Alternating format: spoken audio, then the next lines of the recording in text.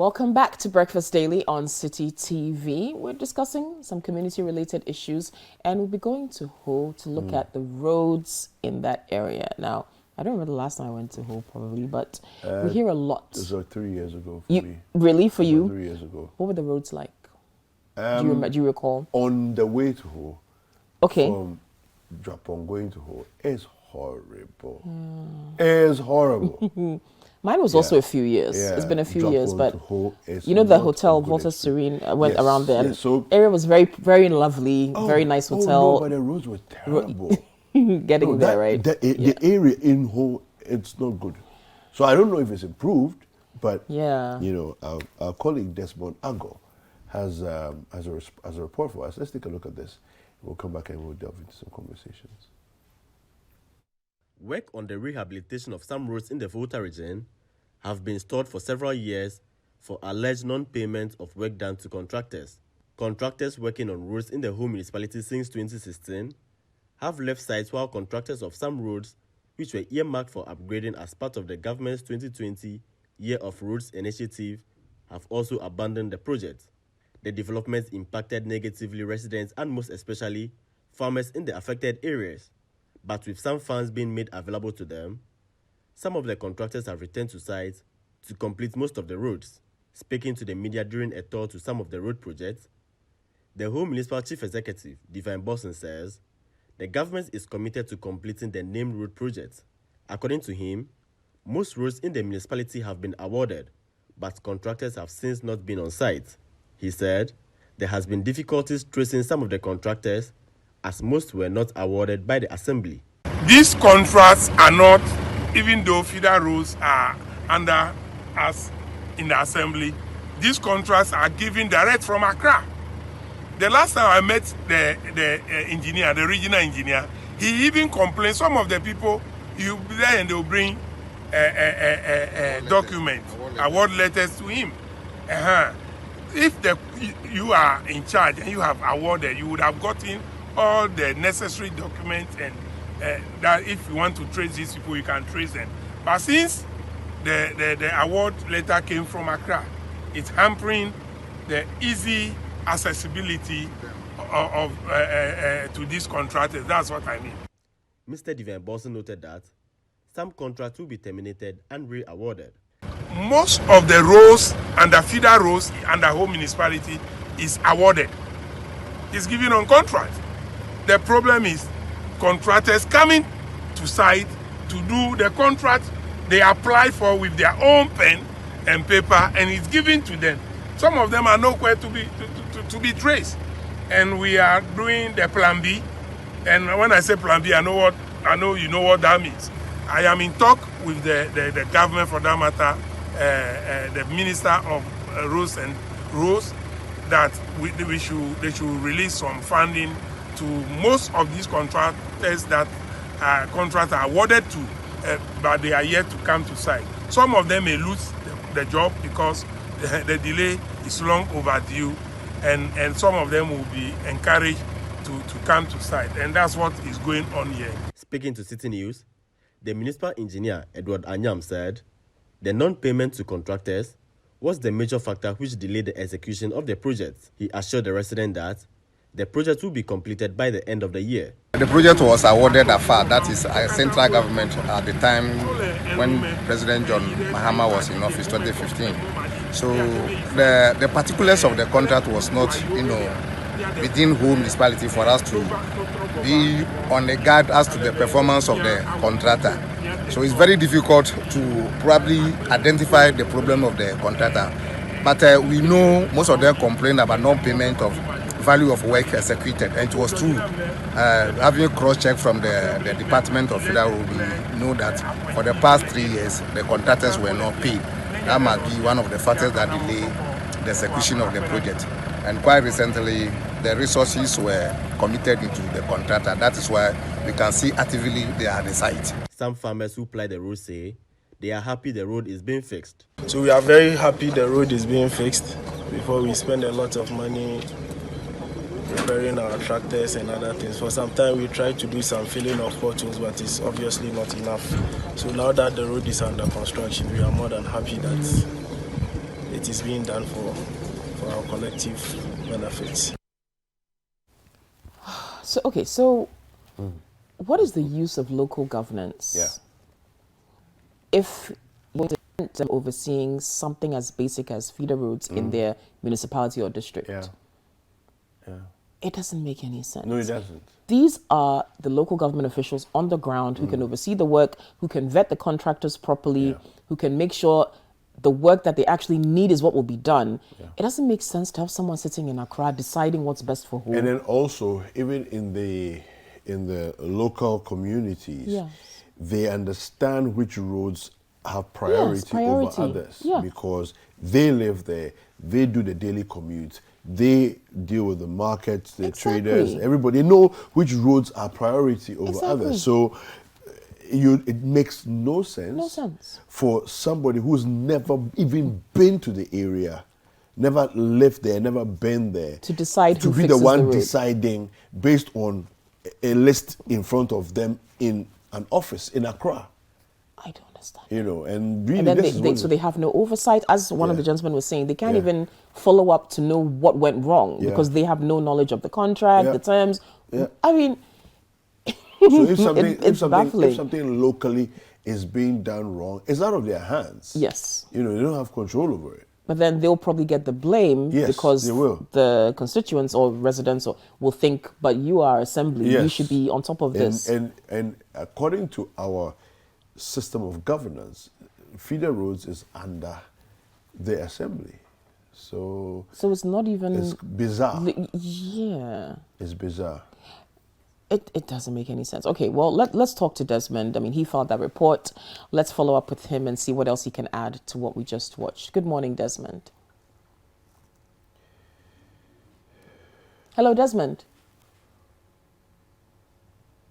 Oh, it looks like we have a bit of trouble reaching him. Okay, we'll try to get him back on the line so that he can probably catch up. Hi, Desmond, can you hear us? Yes, please. Okay, great. Good morning, good morning. How's the weather in Ho today? It's a bit cold. It's not shining as usual. Yeah. It's okay. Yeah. Similar to Accra then, I suppose. Oh, okay. All right, Desmond, so talk to us. We just watched your report and we understand that the situation with the roads in Ho is largely due to the fact that the Assembly doesn't have much control over who the contractors are, and these were contracts that were awarded directly from Accra, and so it's caused a bit of an issue with getting the work actually completed. What else can you tell us about this situation? Okay, thank you, Kofi. Some of these roads were awarded as far back as 2016 and even 2016 under the S.O. Muhammad administration, and more recently, some were awarded as part of government's MCE of Ho initiative under the current administration. But most of the contractors have still not completed the project and are nowhere to be seen or to be found. So I was speaking to some of these contractors one-on-one, and they said some funds were not made available to them for several years, which has proven to be a challenge to them in completing the project, as they do not have money to do maintenance work and other stuff. But with the intervention of the Minister Chief Executive, through a report I made some weeks ago, he promised to see to it and ensure that the contractors are back on site. But according to him, there was a challenge facing these contractors, as most of the contracts were awarded in Accra under or by the road ministry. So it was difficult for them getting documents, other papers to make it possible for them to just terminate the contract or continue giving it to the contractors. So the Minister of Engineer also noted that the non-payment of the contractors was the major factor which delayed the execution of the project. But assured residents that since contractors, some are back on site now, they should be able to complete the project by the end of the year. And this area is an area where we have more farms, or we have very, very large farms, over 100 acres of farms, and transporting this farm produce to the market, it is just a few minutes drive to go. has become a challenge to these farmers. So they are very happy now that the contractors are back on site. Okay, so this is a heavy agricultural area, and it hampers the delivery of their produce to where it needs to go, I suppose. Yes, please. About what would you say for people who use these roads? Are they busy roads, or is it mostly remote farm roads? I mean, you said it's basically peri-urban Ho, right? Yes, so it's So is it the kind of road where, because of the condition of the roads, aside the farmers, it's affecting people getting to work, it's affecting school children? What's the impact of the delayed construction of these roads? Okay, so this used to be a vibrant road some years back, but due to the bad nature of the road, some have to go and pass through Alberta, which is about some 30 to 40 minutes drive to Ho. And most of these people who are close to Ho will have to go and pass a more longer route getting to work. School children also have to pass another or make use of the Alberta road, which is far. But if you are to use the historical road, you either have to walk or take a motorbike. But you can't be in a car using that road due to the bumpy nature of the road. It's not good at all. Okay. And so what you're saying, by the end of this year, we should see something better going on here? Yes, please. That's what I've been told, that by the end of the year, we should see the road being completed. Okay. Well, we'll have to follow up with you on that one, Daniel. So we'll definitely be checking back with you to see for the remaining months of the year. I think we've got, 4 or 5 months left? So let's see what happens. Thank you, Daniel. Thank you. So before you leave us, I just wanted to find out the road that leads into Ho in front of the Volta Serene area. What's that road like? What condition is it in? Okay, so currently the road is still, contractors are back on site now, and they are continuing the road. That is from Stockport Day to Ho, the dual carriage road. Yes, some contractors or the contractor is now back on site, but there's one road which is also of importance to the people in Ho, which is the UHAS bypass. Okay. From Stockport Day, the runabout, Stockport Day through UHAS to Mirage. That also has been left for some years now, but we've been promised that the road will, or the contractors will also be back on site in some few weeks to come. Okay. All right, Desmond. Thank you. Thank you very much. All right, so that was Desmond Ago, who is our correspondent in the Volta region. Yeah, I mean, honestly, I think that I would like to see, a proper delineation of duties. The feeder roads is supposed to be under the municipalities and districts. And central government should stop meddling. Thank you. Stop it. I mean, it's like there's enough for central government to handle. To handle. Why do you Stop also meddling. need to handle something that should be handled at the district or municipal level? Stop It meddling. doesn't make any sense. No, it doesn't. Relinquish what is supposed to be under their purview and let Accra do Accra things. It's that simple. So that they can follow up properly. They can have proper oversight. They can, if a contractor hasn't been paid, then the buck stops with them, and you don't have to now come and chase in Accra why they haven't been paid. It just makes the work more cumbersome, and it's totally unwarranted. So, Desmond says by the end of the year, something should be happening. Contractors are back on site. Yeah, that's what he's been told. So let's hope that is indeed the case, and that's what will happen. Yeah. Okay. Well, we have the MCE on the line now, Honorable Divine Bosson. Good morning, sir. Good morning, my good friend. Yes. I'm fine. I hope by the grace of God you are also fine. Yes, thank you. Thank you for joining us on Breakfast Daily. Now, I wanted to find out from you, according to what we know, feeder roads is supposed to be something that is under your jurisdiction to give out contracts and so on and so forth. Is that correct? Yes, that is the side of the law, the structure. Okay, so when you find that suddenly there are contractors within your your jurisdiction showing up and you didn't give out the contracts, how does that go down with you and your My assembly? brother, thank you for the opportunity and good morning to your viewers and listeners online.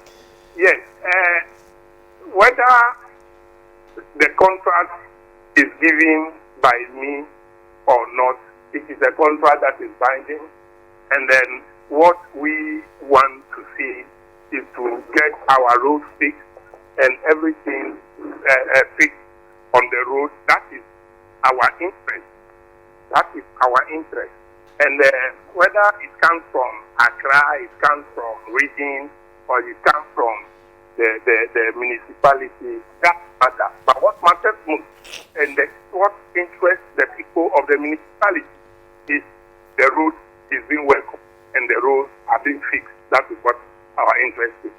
Okay, so when you say it doesn't matter, I have a couple of questions for you. Are you not supposed to be having oversight over the contracts within your jurisdiction? Exactly what I'm mandated to do. Okay. And exactly that's what I am doing. Okay. And thank God, it is an oversight. Yes, that is exactly what I am. How are you able to supervise contracts that were not initiated from your desk? How are you? Explain how that works. Yes, it is through urban roads. I have a supervisory role over urban roads, but they run on their own budget from the Ministry of Roads. And then when jobs are given, we are just mandated by law and by the charter to supervise those jobs and make sure the jobs are completed.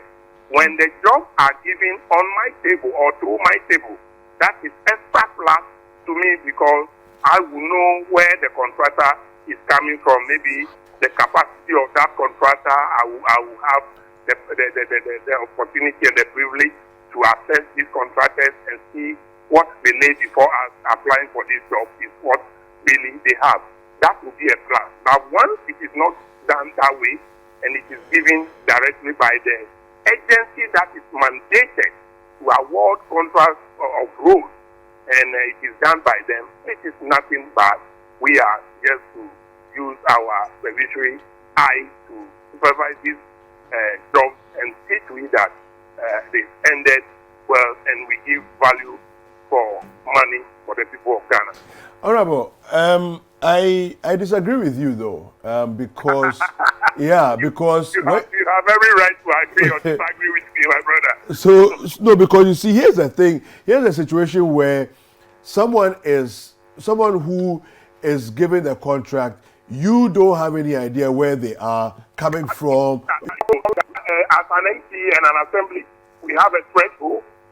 When the amount goes beyond certain amount, it goes beyond us to award. So we cannot delve deep into this one. There are plus and minuses when we want to talk about these things. The threshold of this road, what goes into road construction is huge, and we normally don't meet the threshold. It goes beyond us. That is why sometimes it happens that way. I see. Can you give us a sense when you say there's a threshold? Beyond what roughly, nothing specific, beyond what amount can the assembly itself not handle? Hello? Yes, can you hear me, sir? Can you hear me? Hello? All right, seems we've lost the honorable on the line. But yeah, I mean, I think it's very obvious that on one hand he says, yes, the law says that feeder roads are under him. On the other hand, he's saying that it's not bad if another agency is deciding to, give the contracts. So he doesn't want trouble this morning. Wait, no. If the law says, and yet somebody else is doing something that is not what the law says, But you are saying it's not bad. Oh, he says, there's the let's just say the parent body that can decide on roads, right? So they're also mandated to do roads. So technically, it's also within their remits. You see, it's this confusion that keeps us going round in circles. Yeah. We've been doing Eastern Corridor roads for over 20 years. It's not done. This nonsense of roundabout, will be going on. Listen, how much would you like to bet that in the next 10 years we'll still be talking about Eastern Corridor Road? I have a feeling, unfortunately, you're right. Yeah. It's this kind of joke that we create for ourselves. We say, oh, you are supposed to handle this, you are supposed to handle this. Then somebody somewhere in some places that, oh, there's a lot of money in this area, so we won't give it to them. We'll take control of the thing and then we'll handle it. Even though contracts have been awarded. Yeah, exactly. Anyway. I saw the thing about Sofo Line yesterday, remember? Yeah, Sofo Line. So, Charlie. Since my days in tech, up to today, the Sofo Line is still, then they're staring at our faces. It's not been done. It's not been finished. But from what Desmond said, he has been told that by the end of this year, this road should be done. So we'll be checking. We'll follow up. You know what we do? And then we'll have to follow up with the MCE again and say, there. Mr. MC. Yeah. So the ones that you said you were not, your assembly was past the threshold. Have you been able to watch those? Yeah. And the ones that are within your threshold to. But I find it interesting that the call just suddenly went bad around the time when I was trying to poke that question. Anyway. Maybe he was pouring some creamy plus in his tea so he could continue. Maybe. You know sipping some sky water. It's a good time for us to take a quick break. I think so. And we'll come back with a lot more on Breakfast Daily. Don't go anywhere.